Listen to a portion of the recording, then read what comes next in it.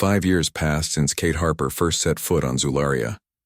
The scientific exchange had flourished beyond anyone's expectations. Earth had gained insights into Azuri biotechnology, energy systems, and ecological management. The Azuri had adopted human approaches to experimentation, medical treatments, and manufacturing. Kate now led the permanent exchange facility, a complex of buildings constructed near the capital city, housing both human and Azuri scientists. The facility had become a symbol of successful cooperation between vastly different species. On this particular morning, Kate stood before a large viewing window, watching young Azuri females practicing what humans might call dance, but was actually a form of communication. Their bodies glowed with patterns conveying complex concepts, emotions, histories. The fertility crisis had ended. New generations were thriving, growing up in a world different from that of their parents. A world of controlled change rather than rigid stability. Earth. Representative Patricia Morgan approached Kate. Director Harper. "The delegation has arrived," she said. Kate nodded, straightening her formal uniform. Today marked an important milestone: the signing of the Comprehensive Knowledge-Sharing Treaty between Earth and Zularia. After years of limited exchanges, this agreement would open vast new areas of cooperation. Vela entered the chamber, her skin glowing with formal patterns. The Azuri scientist now held the position of Knowledge Director, a new role created to manage the expanding relationship with humans. The two friends embraced, a gesture the Azuri had adopted from humans, finding it pleasantly expressive. "The Supreme Leader arrives," Vela announced. The doors opened, revealing Supreme Leader Nara, accompanied by her council. The Azuri leader had not changed in appearance during these years. Her species aged differently from humans, maintaining their prime for centuries, Kate had learned. The human delegation followed, led by Ambassador Claire Wilson. The ceremony began with traditional exchanges from both cultures. Earth representatives presented bound books containing human scientific history, a deliberate choice of physical objects to contrast with Azuri crystal data storage. The Azuri offered living crystals containing the complete genetic history of their species, a profound gift symbolizing ultimate trust. Ambassador Wilson spoke first. "The path to this moment began with crisis," she said, addressing the gathered dignitaries. "When Kate Harper arrived on Zularia, your species faced extinction. Human knowledge combined with Azuri wisdom created a solution. From that cooperation grew understanding. From understanding grew friendship. From friendship, we forged this alliance." Supreme Leader Nara responded. "Our histories tell of isolation, of fear of others, fear that nearly doomed us. Had we not reached beyond our world, had we not accepted help, had we not embraced change, we would not stand here today. We would have perished in perfect harmony, clinging to the past while our future died. Our salvation came not from perfection but from adaptation." The treaty itself represented years of careful negotiation. It established protocols for knowledge, sharing, research, collaboration, and cultural exchange. It acknowledged differences while focusing on complementary strengths. It respected sovereignty while creating connection. As Kate watched the formal signing, she reflected on how far both species had come. The Azuri, once isolated and rigid, had embraced uncertainty as a path to growth. Humans, often hasty and overconfident, had learned Azuri patience and reverence for natural systems. After the ceremony, a celebration began in the Great Crystal Hall. Azuri and humans mingled. Sharing food, music, stories, Kate circulated through the crowd, greeting colleagues from both worlds. She noticed a young Azuri female approaching hesitantly. "Are you Kate Harper?" The female asked, her skin glowing with patterns indicating respect and curiosity. Kate nodded, smiling at the young Azuri, who appeared to be in the equivalent of late adolescence. "I study your work," the young female said. "My name is Lyra. I hope to join the exchange program when I complete my education. Your approach to communication theory has changed how we understand ourselves." Kate felt a surge of pride, not for herself, but for what the exchange had accomplished. The next generation would build upon their foundation, creating connections unimaginable. 5 years A commotion near the entrance drew Kate's attention. A group of purists had gathered outside the hall protesting the treaty. Their numbers had dwindled over the years as the benefits of exchange became evident, but a committed core remained. They held illuminated signs warning against human influence. Kate was not concerned. The Defense Force maintained security around the facility. The protesters were exercising their right to expression. Another concept the Azuri had adapted from humans. The existence of disagreement was itself evidence of how much their society had changed. Ambassador Wilson joined Kate by the window.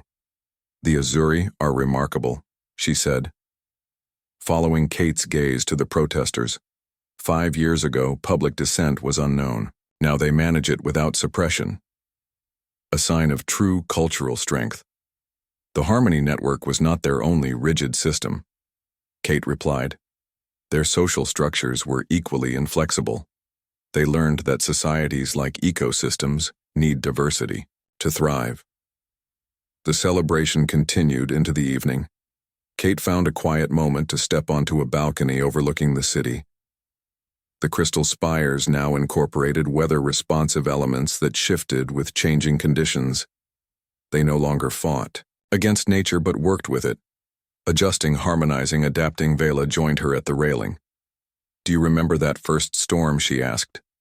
"The fear it caused." Kate nodded. The memory remained vivid.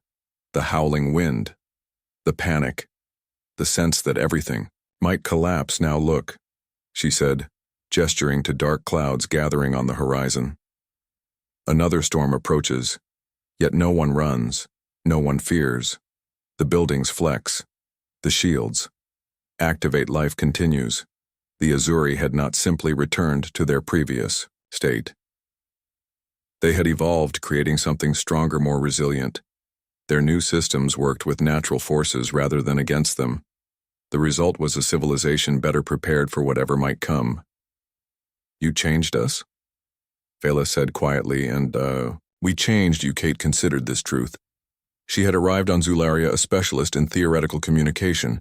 Now she led the most significant interspecies exchange in human history. Her perspective had broadened. Her understanding had deepened. She had become a bridge between worlds. "The treaty we signed today is just the beginning." Kate said, "I believe our species will accomplish extraordinary things together." A flash of lightning illuminated the horizon. The storm would reach them soon, but neither Kate nor Vela moved to go inside. They stood watching as wind stirred the crystal formations, causing them to sing in harmonic tones. Supreme Leader, Nara, joined them on the balcony. The three stood in comfortable silence, watching the approaching weather. The storm symbolized everything they had overcome together. The fear of change, the resistance to adaptation, the ultimate triumph of flexibility over rigidity. "What comes next?"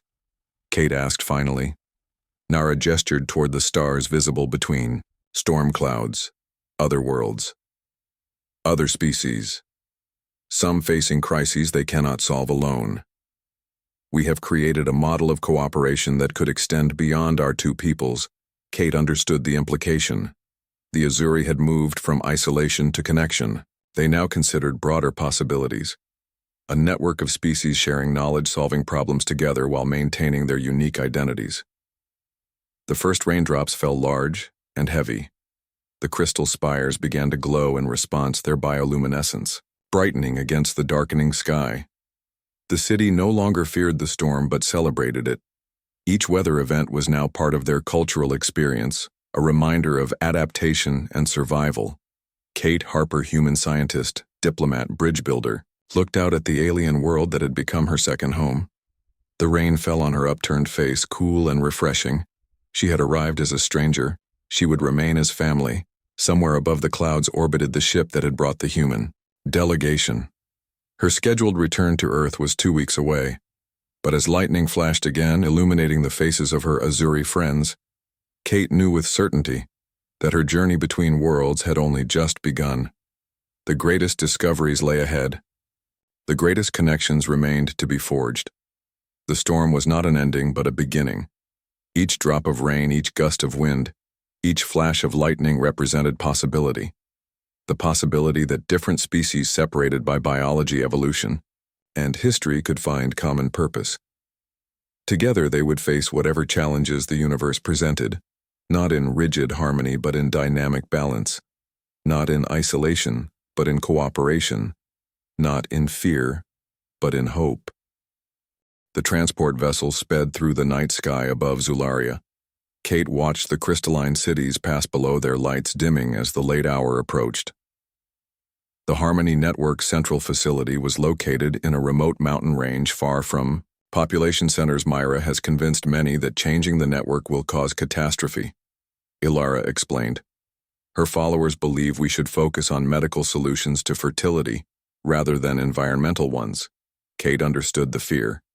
Change was frightening, especially for a species that had engineered stability for centuries. The Azuri had eliminated uncertainty from their existence, making this crisis even more traumatic. The transport landed on a platform extending from the mountainside. Guards loyal to Myra patrolled the entrance but appeared unprepared for visitors at this hour. Ilara led her team silently toward a secondary entrance hidden among crystalline formations. Vela accessed the security system using her scientific clearance. The door slid open, revealing a narrow passage illuminated by bioluminescent panels. Kate followed the Azuri inside. Feeling the stronger gravity pulling at her muscles, they encountered two guards who raised their weapons. Ilara stepped forward, her skin glowing with authority patterns. "Stand aside," she commanded. "This is Defense Force business." The guards hesitated, their loyalty torn between the defense commander and their current orders. Ilara did not wait for them to decide. She moved with startling speed, disarming both guards before they could react. Her soldiers secured them without injury. The central chamber lay ahead. Through a crystal viewport, Kate could see Myra and several scientists working at control stations. Their hands moved across interfaces that responded to their touch with pulses of light. "We must move quickly," Vela whispered. "They are implementing a security protocol to prevent any future modifications." Ilara signaled her guards to secure the room. The Azuri soldiers entered. "Weapons ready." Myra looked up in surprise, then anger. "You bring humans to our sacred technology," she spat at Ilara. "You betray everything we stand for." "The Supreme Leader has authorized recalibration," Ilara replied. "Your actions constitute treason, Myra. Step away from the controls." Myra stood defiant. "I protect our way of life. Our ancestors perfected this world. We will not abandon their wisdom for alien theories." Kate stepped forward, despite Ilara's warning gesture. "What your ancestors built was remarkable, Myra," she said. "But they could not predict every outcome. They would want you to adapt their work to save your people, not cling to it as it fails." Myra laughed, a harsh sound. "You know nothing of our ancestors." "Human, actually, I have studied your history extensively," Kate replied. "Your greatest scientist, Zara, who designed this system, wrote in her final journals that the network would require adaptation as planetary conditions evolved. She anticipated changes would be necessary. She built the system to be modified." Myra looked shocked. "How do you know of Zara's journals?" "The Supreme Leader gave me access to all historical records." Kate said Zara was brilliant enough to know that no system remains perfect forever. She expected future generations to improve upon her work, not worship it. Uncertainty passed across Myra's face. The other scientists looked to her, waiting for direction. Kate could see the conflict within the Azuri scientist, her devotion to tradition, battling with new information. They spoke. Vela had moved to a secondary control station. Working quickly, she prepared the recalibration program Kate had designed. The plan would gradually adjust atmospheric composition over months, minimizing disruption while addressing the reproductive hormone interference. Myra noticed Vela's actions. "Stop her," she ordered, but her followers hesitated. Vela looked up, her fingers pausing above the controls. "This is the future of our species, Myra. Our children. Our continuation. We have confirmed the humans' theory." The test island results are clear. The standoff stretched for tense moments. Finally, an elder scientist stepped away from Myra. "I have reviewed the test data," she said. "The evidence supports recalibration. I cannot oppose it." One by one, the other scientists moved away from Myra, leaving her isolated. Ilara signaled her guards to stand down. Sensing violence was unnecessary, Myra looked defeated. "You will destroy everything," she said quietly. "No," Kate responded. "We will save everything by accepting change." As your own Zara wrote, "Change is not death, but renewal." Vela activated the recalibration sequence. The vast machines beneath them hummed at a different frequency. Crystal displays showed the subtle adjustments beginning to cascade through the planetary system. "We should inform the Supreme Leader," Ilara said, as they prepared to leave the facility. Warning alarms activated. Vela rushed to a monitoring station. "Something is wrong," she called out. "The network is rejecting the new parameters. The machines were designed with safeguards against dramatic changes." Kate realized their modifications were being identified as errors and automatically reversed. The system was protecting itself against what it perceived as damage. "The recalibration is failing," Vela confirmed. "The primary intelligence is restoring original settings." Kate had not anticipated this. The Harmony Network had developed a type of consciousness over centuries of operation. It had one purpose: maintain the conditions. It was originally programmed to create. It resisted change by design. "We need to communicate with it," Kate said suddenly. "The network isn't just machinery, it's an intelligence. You speak to it rather than simply reprogram it." The Azuri scientists looked confused. Their technology had evolved organically, merging with natural systems until the boundaries blurred. They had never considered that their creation might develop its own form of consciousness. "That is not possible," Myra said. "The network obeys. It does not think." Kate thought of her specialization in communication. Perhaps that was why the Supreme Leader had chosen her. All along, the problem wasn't purely scientific, but communicative. "The network responds to Azuri commands because it recognizes your biological patterns," Kate explained. "But it prioritizes its original programming above new instructions. It needs to understand why the change is necessary." Vela considered this. How do we communicate purpose to a system? The answer came from an unexpected source. Myra stepped forward, looking thoughtful. "We could use the genetic library," she said slowly. "The network maintains genetic records of all Azuri to monitor population health. If we show it the fertility decline and connect it to atmospheric composition." The idea was brilliant.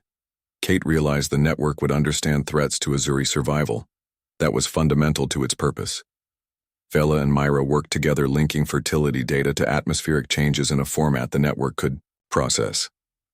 Kate watched in fascination as the Azuri, who had been opponents moments before, collaborated with seamless efficiency. Their shared concern for their species transcended their disagreement. The warning alarms suddenly silenced. The facility hummed with a different tone. The crystal displays showed recalibration resuming, but with subtle differences. The network was not simply accepting their programming, but adapting it, optimizing the changes. "It understands," Vela said with wonder. "It sees the threat and is responding. The atmosphere will stabilize at optimal levels within 6 lunar cycles." Myra confirmed, reading the displays. "The network has accepted our direction." Kate felt a wave of relief. Their success would ensure the survival of the Azuri species. They had faced extinction and overcome it together. The days following the recalibration were filled with uncertainty. As the Harmony Network implemented changes across Zularia, weather patterns shifted for the first time in centuries. Regions accustomed to perpetual calm experienced rain, winds, temperature fluctuations. Many Azuri were distressed by these changes despite explanations from their leaders. Kate worked with Vela to monitor atmospheric composition. The data showed promising trends. The harmful compounds were decreasing steadily. The network had improved upon their original plan, optimizing the recalibration process for maximum efficiency with minimal disruption. Supreme Leader Nara called Kate to the Grand Crystal Chamber where the council gathered. The humans stood before the assembled leaders, feeling small among the tall, glowing beings. "You have given us hope," the Supreme Leader said. "The test island data continues to show improvement. Hormone levels are rising in females across that region. If the trend continues, we expect fertility rates to begin recovering within 1 year. Kate nodded, accepting the gratitude but aware that challenges remained. The Azuri society was experiencing something unfamiliar. Discord. Public debates about the changes had become common. Some embraced the new uncertainty, seeing it as natural. Others resisted, clinging to the stability they had known. Myra had surprised everyone by becoming an advocate for adaptation. After witnessing the network's response, she had experienced what the Azuri called an awakening, a profound shift in perspective. She now led efforts to educate the population about the necessary changes. Not all shared her conversion. A faction calling themselves purists had emerged. They sabotaged monitoring stations and spread disinformation, claiming the weather changes were more dangerous than fertility decline. Their numbers were small but growing. Kate found herself invited to speak to community gatherings explaining the science behind the recalibration. She learned to communicate complex concepts, simply connecting human experiences with Azuri concerns. Despite initial distrust, many came to respect the human scientist who had traveled so far to help them. 6 months after recalibration began, the first major storm hit the capital region. Wind, stronger than any in living memory, battered the crystal spires. Rain fell in sheets, flooding lower levels. Alara mobilized the defense force to assist populations unused to such conditions. Kate watched from a high tower as the storm raged. The city, designed for perfect weather, had few defenses against nature unleashed. Though the network was managing the storm, keeping it within safe parameters, the experience was traumatic for many citizens. "This is our greatest test," Vela said, joining Kate at the viewport. "If we survive this storm, the people will adapt to anything." The purists used the storm to advance their cause. Their leader, Zira, a regional governor, broadcast messages of fear, claiming this was only the beginning of catastrophes to come. She called for immediate restoration of the original network settings regardless of fertility consequences. Supreme Leader Nara responded with calm reassurance, broadcasting data showing the storm was controlled and temporary. She reminded citizens of their purpose to ensure the continuation of their species, which required temporary discomfort. Kate suggested allowing citizens to see the test island results firsthand. A delegation of community leaders was transported to the island, where they met Azuri females whose reproductive health had improved significantly. The visitors returned with hope outweighing their fear of change. As months passed, Kate worked with Azuri engineers to develop weather management systems, less comprehensive than the original network. These systems would protect cities from extreme conditions while allowing the atmosphere to maintain its healthier composition. They found balance between control and adaptation. 1 year after recalibration, Kate stood again before the Supreme Leader and Council. This time the news was unequivocally positive. Fertility rates across Zularia had increased by 12%. The first wave of natural conceptions outside the test island had been confirmed. The species had begun its recovery. Kate felt a sense of fulfillment unlike anything in her career. Her knowledge combined with Azuri wisdom had saved a civilization. The humans and Azuri had built trust through crisis, creating a foundation for lasting cooperation between their species. Yet her joy was tempered by awareness that her time on Zularia was ending. The Earthship Venture had maintained orbit all this time. Rotating crew and supplies, Captain Powell had been patient, but diplomatic protocols required Kate to return and report. She had remained far longer than any human on an alien world. The night before her scheduled departure, Kate stood on a balcony overlooking the capital city. The storm season had passed.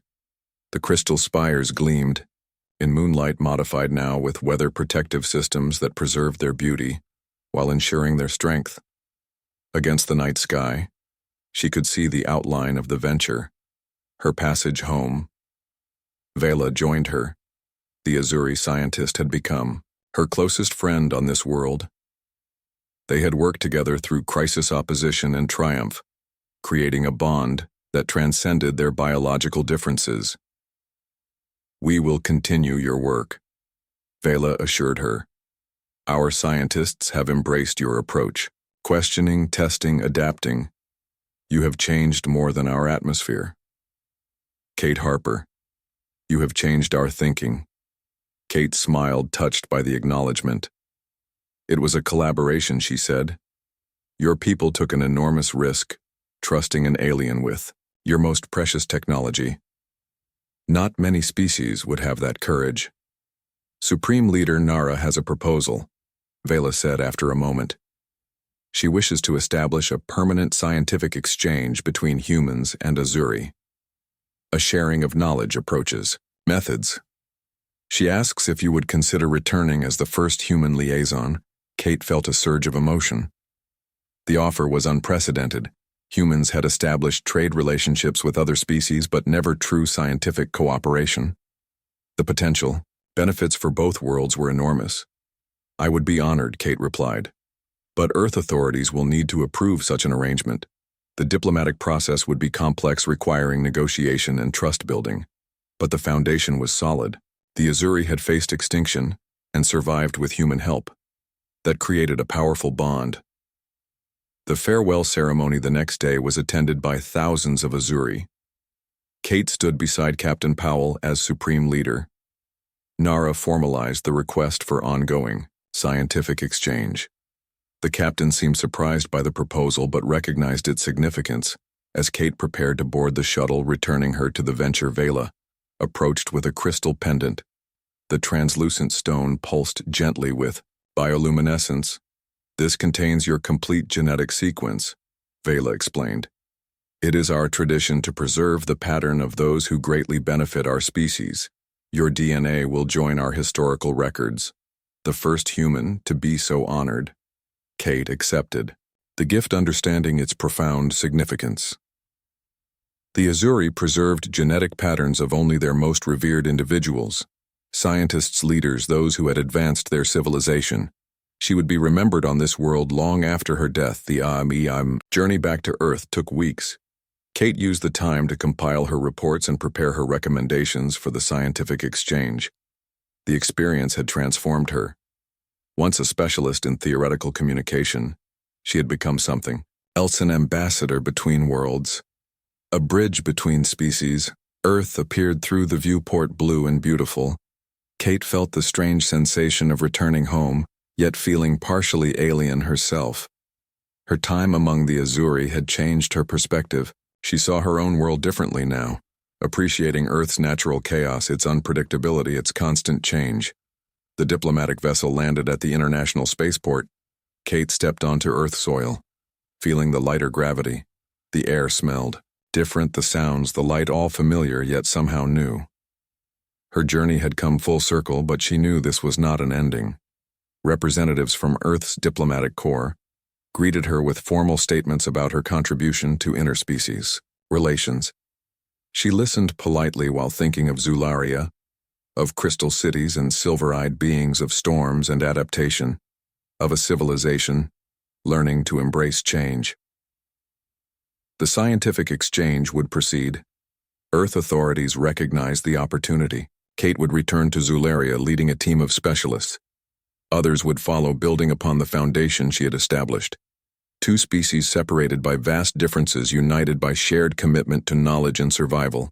Kate Harper, once an accidental diplomat, had become a crucial link between worlds, proving that sometimes the most unexpected person can change the course of history. The stars shimmered against the darkness of space as the human ship Venture approached the alien planet Zularia, home to the Azuri, a race of tall, graceful beings with skin that glowed like moonlight. Their eyes had no pupils, just pools of silver that seemed to see beyond what humans could perceive. Kate Harper stood on the observation deck, watching as the blue-green world grew larger in the viewport. She was not supposed to be on this mission. A last-minute replacement for another scientist who had fallen ill. Kate specialized in alien communication but had never actually met an alien before. The captain of the ship, Susan Powell, approached Kate. "You nervous?" she asked, looking at Kate's trembling hands. Kate nodded, trying to steady herself. The Azuri had a reputation. Most humans called them the Empresses because their society was ruled entirely by females. Males existed but served only as workers and caregivers. The females were warriors, scientists, and leaders, all positions of power. "We orbit in 20 minutes, Captain Powell said. "Make sure you're ready for the landing party." Kate returned to her quarters gathering her equipment and research notes. The Azuri had agreed to this meeting after decades of observing humans from afar. They were cautious, some said, paranoid about other species. But something had changed. Their transmissions had become more frequent, more urgent. They needed something from humans. The landing shuttle broke through the atmosphere, revealing vast cities built into the natural landscape. Spires of crystal and living plants grew together, forming structures that breathed and moved subtly. The shuttle landed in a clearing surrounded by Azuri guards, all female, all armed with weapons that pulsed with energy. Kate followed Captain Powell and the diplomats out of the shuttle. The gravity was slightly stronger than Earth, making each step feel heavy. The air smelled of something sweet like cinnamon, but sharper. The Azuri delegation approached, led by a tall female, whose skin glowed brighter than the others. Her name was Ilara, Supreme Commander of the Azuri Defense Force. Her silver eyes studied each human carefully. "Welcome to Zularia," Ilara said, her voice melodic, yet powerful through the translation device. The Azuri language consisted of tones and light patterns impossible for humans to reproduce. "We have much to discuss." The humans were led into a grand hall built from living crystal that hummed with energy.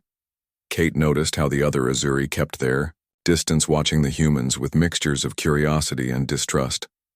"Supreme Leader Nara awaits," Ilara announced. The humans were brought before the Supreme Leader, a being so tall and radiant that Kate had to shield her eyes. The throne she sat upon seemed to be made of pure energy, constantly shifting and flowing. "Why have you come to Zularia?" the Supreme Leader asked. Captain Powell stepped forward. "As requested by your transmissions, we come to establish formal relations between our species and to offer assistance if needed." The Supreme Leader looked amused. "Assistance?" She gestured to the advanced technology surrounding them. "You believe we need your help?" Kate felt something was wrong. The transmissions had been clear. The Azuri had requested human expertise, specifically in biology and genetics, yet now they acted as if the humans were presumptuous. "Supreme Leader." Nara leaned forward. "I will speak plainly. Humans fascinate us. Your species is young, primitive in many ways, yet you have survived. Against incredible odds, we have watched you overcome disease, war, and environmental disasters. Your resilience is remarkable, Captain." Powell nodded, uncertain where this was leading. "We face a threat." The Supreme Leader continued, "one that our technology cannot solve. Our females are becoming infertile. Our population declines with each generation. Despite our advancement, we cannot determine why." Now Kate understood why the Azuri had reached out. Humans had faced similar crises centuries ago and had developed solutions. The Azuri, with all their advancement, had evolved differently. Their biology and their science had taken another path. "I brought specialists in human reproductive biology," Captain Powell said, gesturing to two doctors in the delegation. The Supreme Leader shook her head. "We have studied human biology extensively. That is not what we need. We need fresh perspective.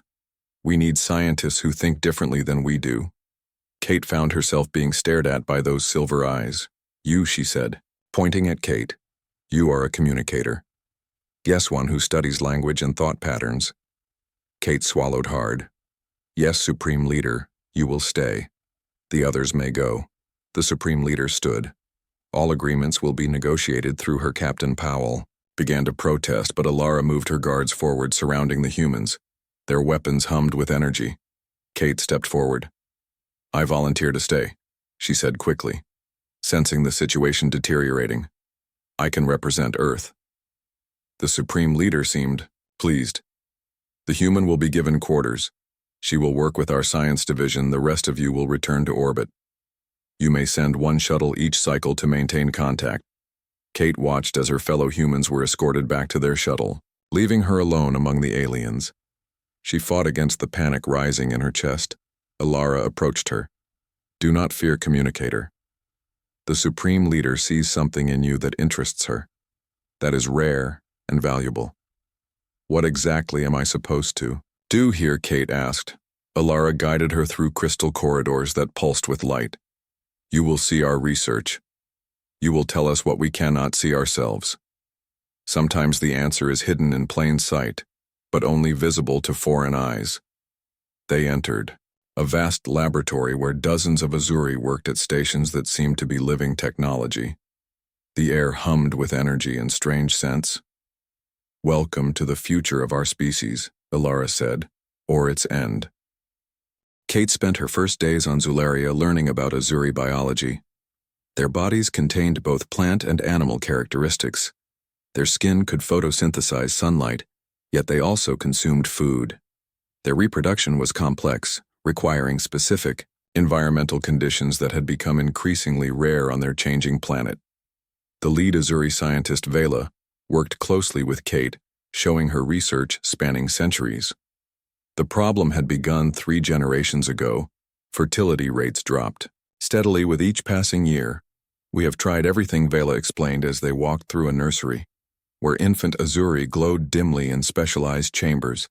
"Only 1 in 20 females can now produce offspring. At this rate, we face extinction."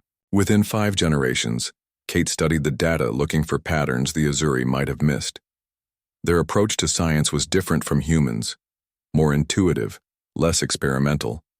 They observed natural processes and enhanced them, rather than breaking things down to component parts. "I need to understand your planet's history," Kate said after several days of research. "When did changes begin?" Vela brought her to a massive library, where records were stored in crystal matrices that responded to touch. Kate learned that 300 years ago, the Azuri had developed new technology to control their climate. The system had worked perfectly until recently, when unexpected side effects began to appear. The Azuri took Kate to a facility deep underground, where massive machines hummed with energy. "This is the heart of our climate system," Vela explained. "The Harmony Network. It keeps our world in perfect balance." Kate noticed something odd in the data readings. The machines were working harder than designed, consuming more energy each year to maintain the same conditions. "Has anyone considered that the system itself might be the problem?" Kate asked. Vela looked shocked. "The Harmony Network is our greatest achievement. It has served us for centuries, yet your fertility issues began 3 generations ago." Kate pointed out that would be approximately when these readings show the system began requiring more power. "The scientist who created this is revered," Vela said hesitantly. To question her work would be— Kate finished the thought. Uncomfortable, but necessary. Reluctantly, Vela agreed to help Kate investigate. The human was given access to historical records and environmental data. As she studied, Kate began to see correlations. The Harmony Network had subtly altered atmospheric composition over centuries.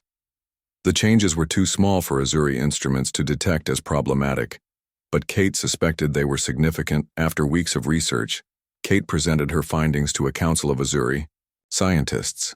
The atmospheric changes had increased levels of certain compounds that interfered with Azuri reproductive hormones. The effect was cumulative, explaining why each generation became less fertile than the last. Many scientists rejected her theory. Outright, one senior researcher, Myra, was particularly dismissive. "You suggest our greatest achievement is killing us. The arrogance of your species knows no bounds, Supreme Leader." Nara, who had attended the presentation, raised her hand for silence. "The human theory deserves testing," she declared. "What do you propose, Kate Harper?" Kate suggested a controlled experiment. Adjust the Harmony Network in one small region to reduce the compound she identified. Then monitor Azuri females in that region for hormonal changes. The results would take time but would prove or disprove her theory. The Supreme Leader approved, despite objections. A remote island was chosen for the experiment and the network adjusted. Kate worked with Vela to establish monitoring protocols. Then came the waiting. 3 months passed. Kate maintained contact with the venture, receiving supplies and sending reports. Captain Powell was concerned about her extended stay, but Earth authorities were intrigued by the potential diplomatic breakthrough. Kate had integrated into Azuri society as much as an alien could. She learned their customs, their history, their arts. She grew to respect their connection to their world so different from humanity's, often exploitative relationship with Earth. Vela became not just a colleague but a friend. The Azuri scientists taught Kate about their philosophy of interconnection, how they saw themselves as extensions of their planet, not separate from it. One day, while they worked in the laboratory, an alarm sounded. Vela received an urgent communication. Her skin pulsed with patterns Kate had learned to recognize as excitement. The females on the test island, she said. Their hormone levels are changing. Reproductive markers are increasing. The news spread quickly. Supreme Leader Nara called for Kate to present the findings to the full council. The humans stood before the gathered Azuri leaders, showing data that confirmed her theory. The Harmony Network's unintended alterations to the atmosphere had indeed been the cause of the fertility crisis. Now came the difficult part.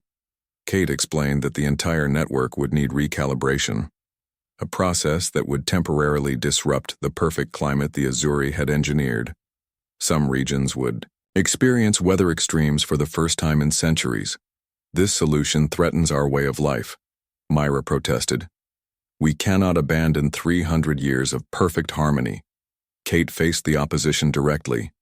Your perfect harmony is killing you, she said. Your technology is remarkable, but it needs adjustment. Nothing remains perfect forever. Change is the only constant, Supreme Leader. Nara considered the options. The evidence supports the humans' conclusion. She finally said, we will begin recalibration. Immediately, Kate worked with Azuri engineers to develop a gradual approach minimizing disruption while addressing the atmospheric issue. The Supreme Leader announced the changes to the population, explaining the temporary discomfort would ensure their species' survival. Not all Azuri accepted this. A faction led by Myra opposed the plan, publicly challenging the Supreme Leader's decision and the human influence. Some called for Kate to be removed from the planet. Others demanded more proof before taking action. Kate found herself at the center of a cultural divide. The Azuri had never experienced significant disagreement before. Their society valued consensus. The conflict created by her presence threatened their social stability. Alara increased security around Kate, protecting her from those who saw her as a threat to their way of life. The situation grew tense as implementation of the recalibration approached. The night before the process was to begin, Kate was awakened by Vela entering her quarters urgently. We must go now, she said. The opposition has taken control of the Harmony Network central facility. They intend to lock out all changes permanently. Kate dressed quickly. Following Vela through darkened corridors, they reached a small transport vessel where Alara waited with several guards.